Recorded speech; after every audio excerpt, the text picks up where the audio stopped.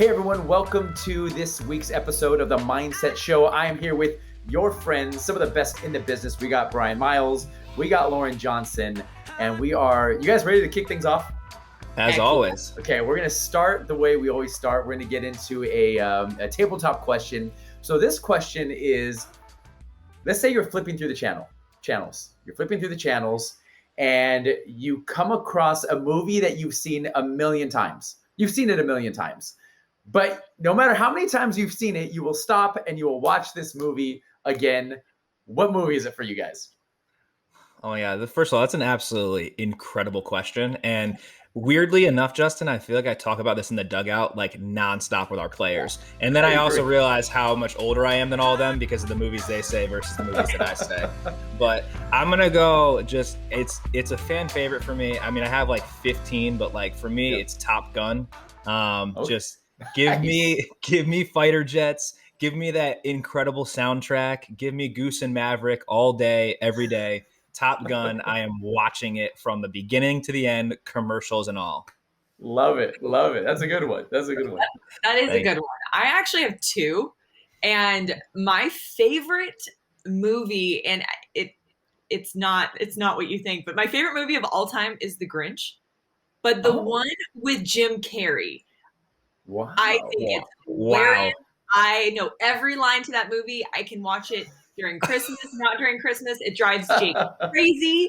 So absolutely The Grinch. And then the other one that's on more than The Grinch, because usually it's just around Christmas, is Bridesmaids. Bridesmaids is another one that I love comedy. So for me, like when I want to relax, when I want to, sit back, it's definitely comedy, and Bridesmaids is one of those movies. That is awesome. The Grinch, Justin, did you see that coming? I didn't see it coming. I've never even seen that one. I've never seen it. I'm going to have to now. Now, because of this, I will have to check it out. So good. Wow. That's awesome. I had two that popped into my mind as well. Gladiator. Do you remember the movie Gladiator? That was just an epic movie that I absolutely love. And another one that I'll just stop and watch. And I almost just saying it out loud is kind of like it's. I don't want to say it. It's a vulnerable part of me, but Hitch. I love the movie Hitch with Will Smith. Like that is a classic. That movie. It's all time. Will Smith. Yep. He's always love to watch his movies. And all right, guys, that was a good way to kick things off. Today, what we want to focus on is we're going to talk a little bit more about you, the practitioner, what you do, how you sharpen your craft, and we're going to get it not necessarily away from the performance stuff. We're going to talk about that, but I want to talk about you individually. And we're going to kick things off with, how do each of you define success as a mental performance coach? It's hard to quantify what we do. It's hard to measure it sometimes. People ask, hey, so what is it you do? Even people who talk to us all the time, they still don't know what we do. And so it's hard to grab hold of success sometimes. We'll start with you, Lauren. How do you define success? This is such a good question. And it actually... It made me think. I was like, how would I define success? And I think one of the first things, and this actually happened when I was working with the Yankees. I had a player that I was interviewing for the upcoming draft. And at the end of me interviewing him, I said, do you have any questions for me? And he said, yeah. Why should I want to be drafted by you? And I was like, this is a great question. And I think it's because I told him this. I said, it's because we care more about the person than the baseball player. I'm like, the baseball player is a part of it. But when we develop good people and help you become the best version of you, you become the best baseball player. And so I said, but the goal is, while we want the best baseball players, we want to make them, we want to create major leaguers, we want to create World Series winners. But I said, the point is that you leave, no matter when you leave us, that you leave a better version of you. And so I think part of that has to do with helping people to gain clarity on who they are, helping them to understand what they want, and then giving them the tools to be able to go and live that life that they desire. And I think that when we're able to give these coping tools and these coping mechanisms and building self-awareness, then we are really able, to me, that means more than just simply an outcome, than just simply a goal. And while I think that when we do develop these things, those things kind of take care of themselves. I like that. That's a great question by that athlete. Yeah, That's a good answer too. That was a great answer, Laura. Holy cow. Um, I, so this probably is a little bit more prevalent to me right now, just with like some things going on within the org of like, I think as mental performance coaches, right? How much do we always say like, yeah, like we just want to be like part of the performance team, right? Like we just want to be like another coach. What's interesting is like the strength and conditioning coaches can measure what they do, right? Like there's measurements and tests that they can do in hitting and in pitching and in medical. There's very much like strong measurements of what they're capable of doing, and measuring growth and so on. I I feel like we constantly are being asked like, how do we know, right? Like, how do we know if what you're doing is working? And I think that the vulnerable part, kind of like what Justin said, is, I mean, the fact of the matter is just there's so many variables, right? You can't say an outcome for a player on a field is because of the mental performance work that they're doing. There's just far too many variables, and I think that it continues to force, I guess I would say, like at least myself as a practitioner, to really take myself out of it. I think that there is an ego component to this that is very real. Ken Revisa, was it Ken who said this? But where he's like, if you're going to take credit for the player's successes, you better be ready to take credit for their failures too. I don't know if that was a Kenny, but if it was, like, props to that. And I mean, again, and I think another thing that Ken used to say is like, if you're doing your job well, you're probably going to end up not having a job, right? Like you're like Lauren said, like you're equipping these players and individuals with tools to help give them and make them the best version of themselves. And I think that's the important part as we think about ourselves as practitioners or as mental performance. Like what you're doing for one player is not going to work for another, and it's just you're trying to emphasize and find them to create the best version of what that looks like. But again, I do think, like Lauren said, leaving them better than when they showed up is pretty strong. I do think there are some observable things. Like I'm not gonna say that there's not things that we can't view, right? Like if you're providing an intervention, I do think we should be holding players accountable if they're going to engage in the mental performance realm or the mental game. We should hold them accountable, just like the way that a hitting coach would hold a player accountable for a swing change. And I know that you have to have the relationships and stuff, but I think, I mean, guys, tell me, it feels like we shy away from that sometimes as mental performance coaches, and it's because we're cautious of our relationship. But I mean, does it feel like that sometimes, where we shy away from pushing somebody on being like, let me see you do this? That's what I was going to ask you, is if somebody's listening to this, a young practitioner, and they're trying to understand what you mean, what does that look like to hold a player accountable? What does that even look like? I mean, I think that, so if you're working with a player who, like, we know, like, this player is like highly activated, right, when they're in the box, and the game just like speeds up on them. And so again, they're like, all we're asking them to do is like, we want to provide an intervention for you to slow the game down a little bit. So you kind of explain to them about how energy activation works, talk about the inverted U, you talk about all that stuff. And then you're like, okay, like, listen, let's see what works for you. Like, you say you play best at an 8 out of 10. Sometimes when you're a 9 or a 10 out of 10, like, like, these are the indicators for you. So, okay, when you start to feel those indicators, let's work through how we can get yourself into the box, and we'll sort of develop something for you where you can take control, right? So for this player, it's like, hey, I'm gonna step out of the box with the bat. I'm gonna kind of touch my chest to remind myself to breathe. I'm gonna kind of push my hands down as like a calm down, and I'm gonna step back into the box, right? Like, that's a very observable thing that we're capable of, like, watching the player do. And again, it's the player's decision about kind of what that cue and what that looks like. We're educating them on how energy activation works. I guess my thing is, like, if they're going to commit to that, and I'm in the dugout, so it's like, if I'm watching him and I watch him swing at like 3 pitches, like wildly out of the zone, and he's feeling like he's out of control and he's not doing that, like, do I have the relationship and do I have the conviction to go in and be like, listen, man, like, you need to commit to this work just like the way you commit to all these other things. And that wasn't commitment, because I watched you not do it, while also reinforcing that it's not this quick fix. I think that we shy away from that as a field because we are still trying to be accepted as a field. in professional sports in this realm, right? And I'm with you. Like, the relationship matters, and there's definitely players that I would do that with, and players that I wouldn't do that with. Like, Roger that. But I don't think we should be shying away as much. Like, if we're talking about doing the work. I totally agree with that. And Justin, I think it was Stephen Covey, but I originally heard this quote from you, and it was that you have to have a relationship so strong that it can bear the weight of truth. Did I get that right? Yep, that's it. I was just going to say that. Yeah. Love it. Yeah. You guys are locked in. Let's go. Because I learned that from you, and I learned the hard way when my first year at the Yankees, because I gave really tough feedback to someone I didn't have a relationship with. And I spent the next 3 years rebuilding it. And I learned from that moment how important that relationship is.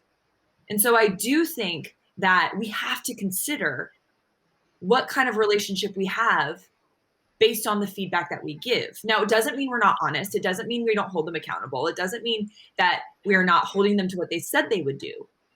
But the way we give feedback is going to matter. And I had an athlete that he would come to me. I mean, he would call me at like 2:30 in the morning because he couldn't sleep because he was so upset about the game.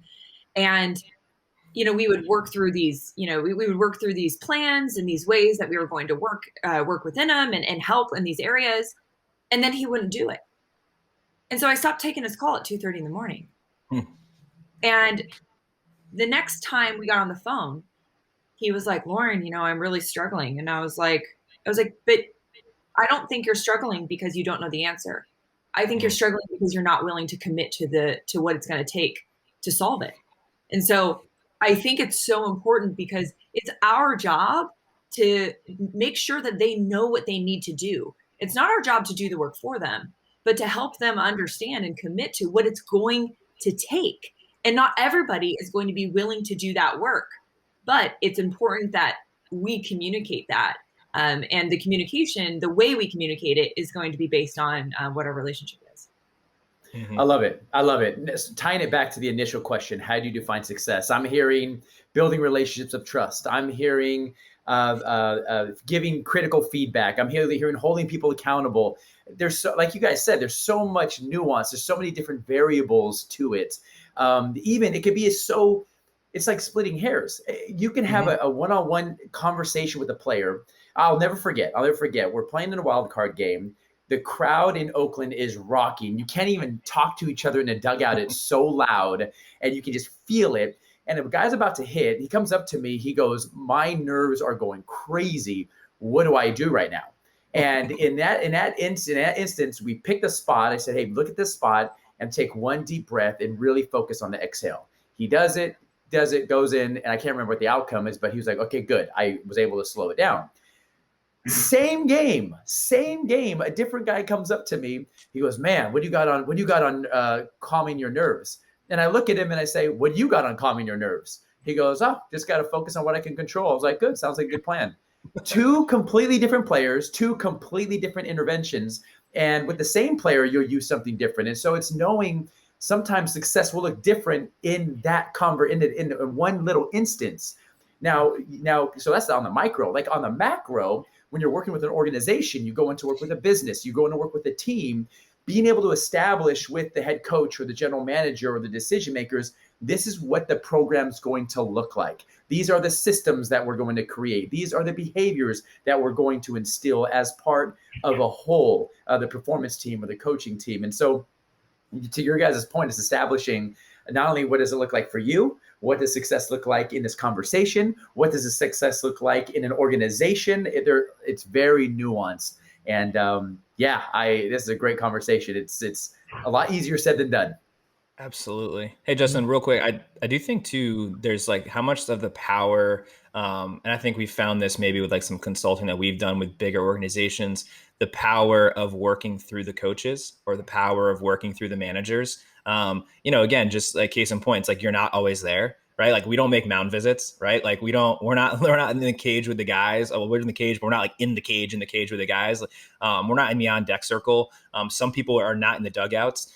So like if you're equipping and empowering the coaching staff with the tools and techniques, and like you're facilitating the relationship and conversations between player and coach and some of the mental performance things that they're working through, we're empowering the coaching staff. Like, I mean, just imagine that like you're working with a pitcher and you're talking about like how you slow the game down. And you're talking about like how they pitch with conviction. You're using keywords like aggression and being assertive. And then they're struggling, and the man or the pitching coach goes out there and he's like, hey, like, let's be aggressive, like let's be assertive, like let's attack, let's go, like no thinking, all doing, like all of that.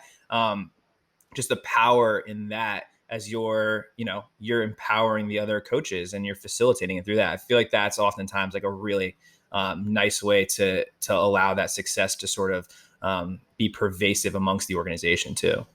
It's a great point. It's a really good point. Anything to add, Lauren? Well, I think that's so powerful because we don't always need to be the messenger. Mm-hmm.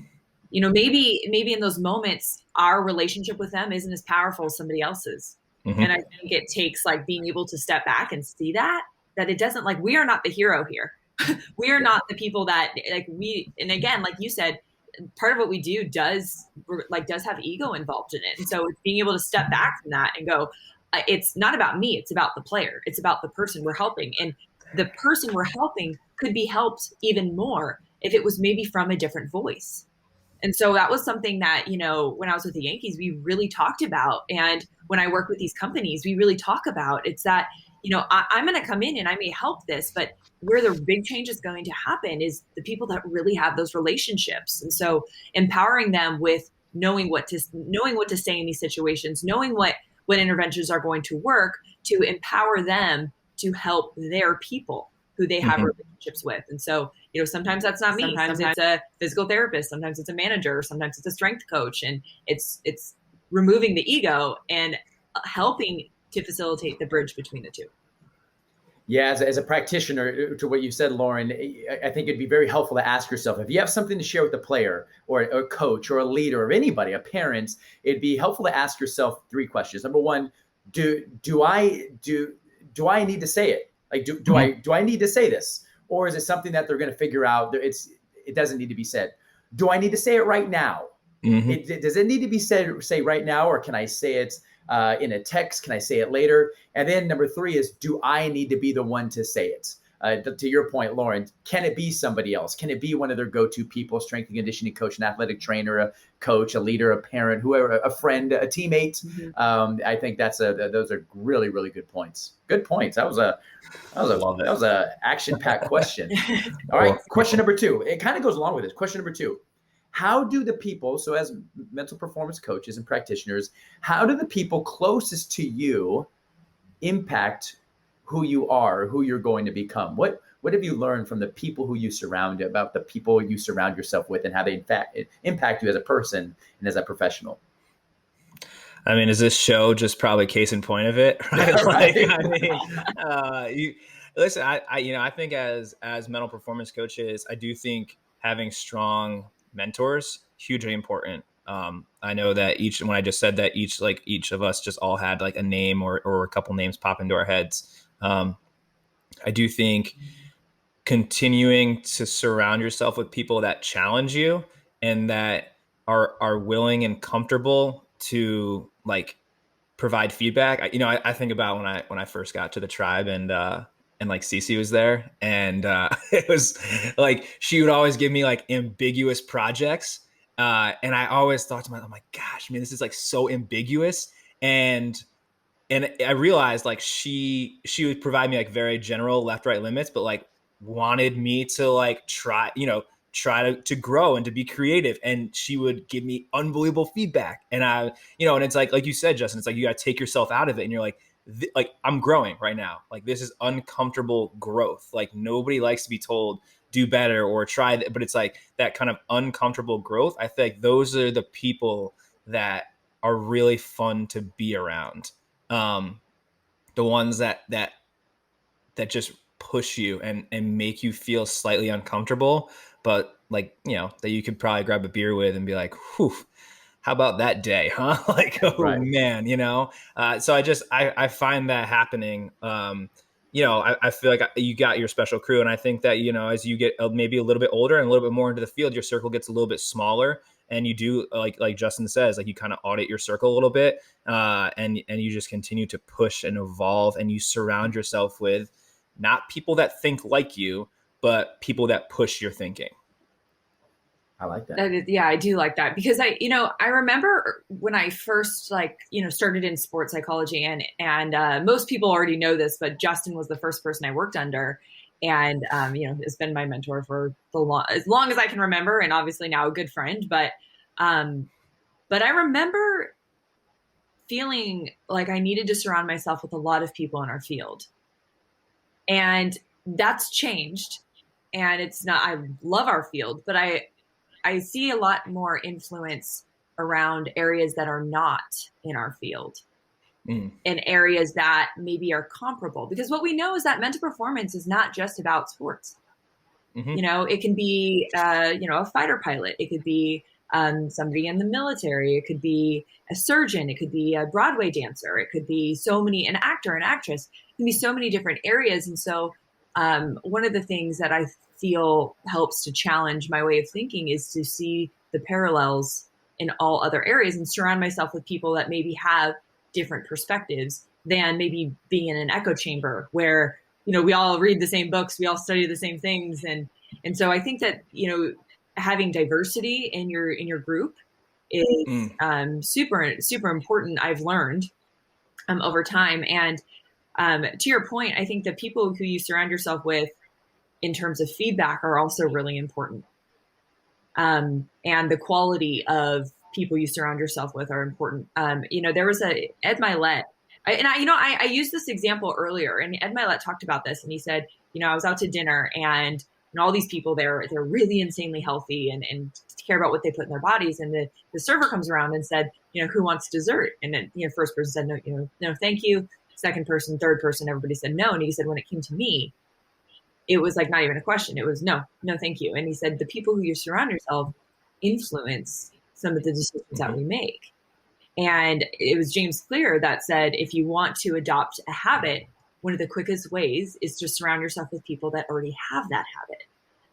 So I feel that there's a lot of different ways that we can use the people who we surround ourselves with. But I definitely have noticed myself that people who don't add in a certain way or don't impact in a certain way, it's not that I have to eliminate them completely, although there are people that, that do need to be eliminated. I just change my proximity. And so proximity is really important based on who I keep close and who I maybe have at arm's distance. I think it just depends on the impact and the influence they have in our lives. And so I'll stop there because I'm really excited to hear what Justin has to say about Me too. No, I know. I think it's so true. And some of the comments that you both have been saying reminded me of I was listening to a podcast that Jim Collins, who wrote Good to Great, Good to Great. He was talking about having your own personal board of directors. And he says that in this podcast where he grabbed a sheet of paper and drew a table, and he wrote 7 seats at the table, and he put the names of people just for his mind at the table. And he goes on to say as well as I think a lot of times we put people on pedestals to a fault. We think, oh, this person is so good and good at everything, and this person is so good at everything. And the reality is, as you two know, the closer you get to elite performers, the more you realize how human people are. Nobody's perfect. The person who you think is put together and brilliant and amazing, they have so many flaws and failures. All of us, every single person does. And so one thing for me that I've ended up learning is a pattern that I saw is some of these people who are perceived as successful might not be the happiest people in the world. They might not feel successful. They might feel that their family life is struggling, or they struggle with their relationships or with their health or whatever it may be. And so I've learned in my career to identify the things in people that I really admire, that I really want to get really good at. Maybe this person, they're an amazing storyteller, and I want to pull as much as I can from their storytelling ability. This person over here, they're an incredible critical thinker. They ask the best questions, and it's a 5th grade teacher. She's not even she's not even a mental performance coach, but she asks some of the best questions to allow fifth graders to share their deepest feelings. And I want to learn from her. And I want to learn from this guy who's really good at making people feel special, whatever it may be, fill in the blank. And so I think for me, I like to surround myself with people who have certain qualities I'm seeking.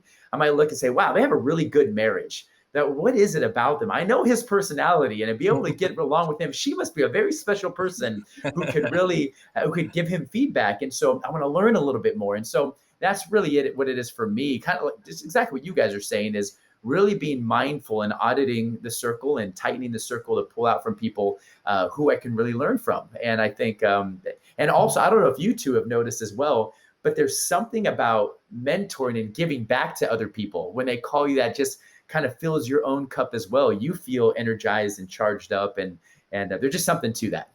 Adam Grant, give and take, man. Like the giving part and how you receive energy. And listen, I'll be honest with you, I have answered every single LinkedIn message, and this is dangerous. I'm saying this right now on a podcast. Like, I've like literally answered every single one. And again, it's like I'm very resonant, aware of like the ones that are just like asking for something, right? Like trying to take versus the ones who are like looking to engage. But I know what the people that I emailed when I was in grad school did for me, and I do think about there is a component of giving back to the field. And I think we need to be really like mindful and strong about that. And I couldn't help but think about Adam Grant's give and take, and Adam Grant's being original too. So you got that part too.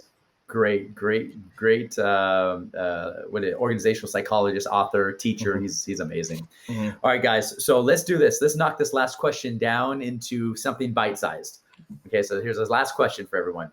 As a mental performance coach, how do you sharpen your craft? How do you sharpen your craft as a mental performance coach with the last 3 minutes we have? Oof. I'll go a 45-second answer here.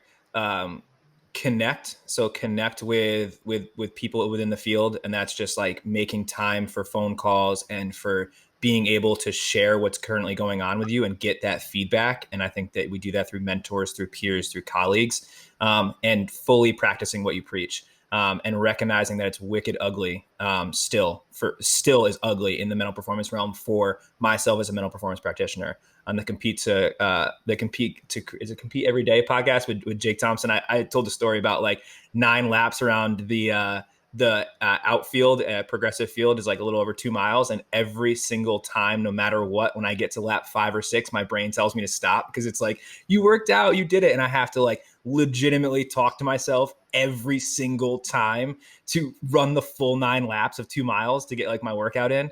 And just recognizing that like, even as a mental performance coach, we're continuously a work in progress, but like we have to like, it just doesn't come to us.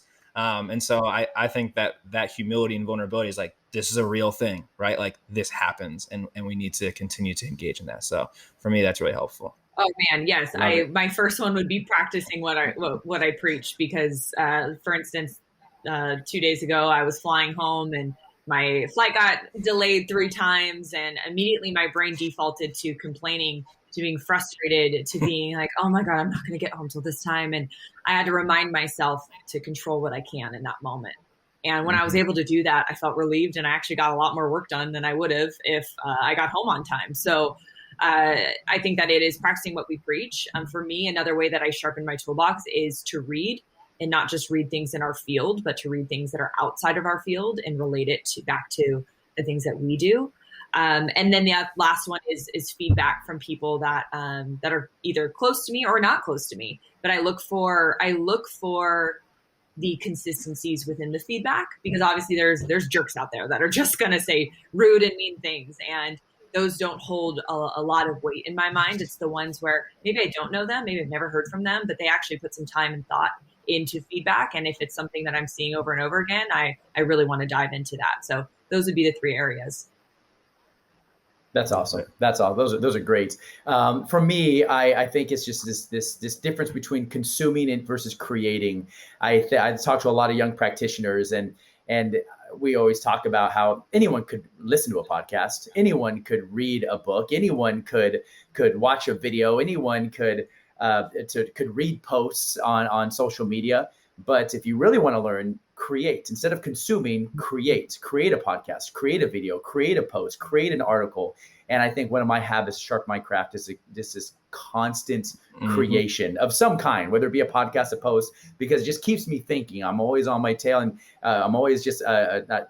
I was gonna say chasing my tail, but I'm not. I'm not that.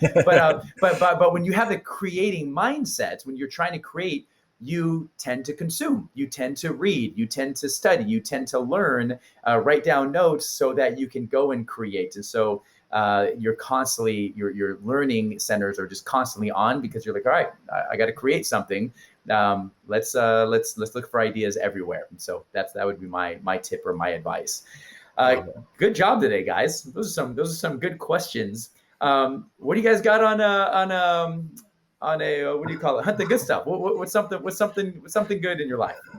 Oof. I would say, tying into a little bit what we talked about on our flight from Baltimore to St. Louis, we had a player who suggested a book from a massage therapist, like one of my favorite books of all times, about the brain that changes itself, by Norman Dugey, about neuroplasticity. And I just like had one of these I like brain dumped on this kid, and we were like going back and forth about neuroplasticity, and it was just like the nerdiest, weirdest, oddest conversation, but like he was excited, I was excited. He's like, we should do a book club. I'm like, we should do a book club. Like, this would be sweet. So it was like one of those moments where I'm just like, man, this world is just something else, and it's odd, but it was like one of the coolest, most fun conversations I've had in a long time with a player. We're just like talking about neuroplasticity with a professional baseball player. So it was pretty funny. That's awesome. I love that. Something I'm grateful for is this past weekend I was invited to speak at an event in Whitefish, Montana, and I'm really grateful for the opportunity to have met so many phenomenal individuals and to have learned so much from them. So I'm really grateful for that opportunity. That's great. Mine's simple but great. It's my wife's birthday today, and so so that's exciting. And she's actually in Los Angeles. My daughter is on shooting a commercial right now. She comes back Thursday. But yeah, got the chance to, when it's someone's birthday, you just think about all the good stuff and celebrate their life. And so good stuff. Happy birthday to her. If she's watching. Melissa. She's probably not watching though. Happy birthday. Yeah, too funny. But all right, so next week, guys, we're going to be talking a lot about leadership concepts. So here are the questions to tease for next week. As a leader, how can I help strengthen my team's resilience? How can I show more empathy while leading my team during challenging times? And how can I integrate gratitude into the culture of my team? If you're a leader or know a leader, next show is going to be just for you. Thanks for joining us, guys.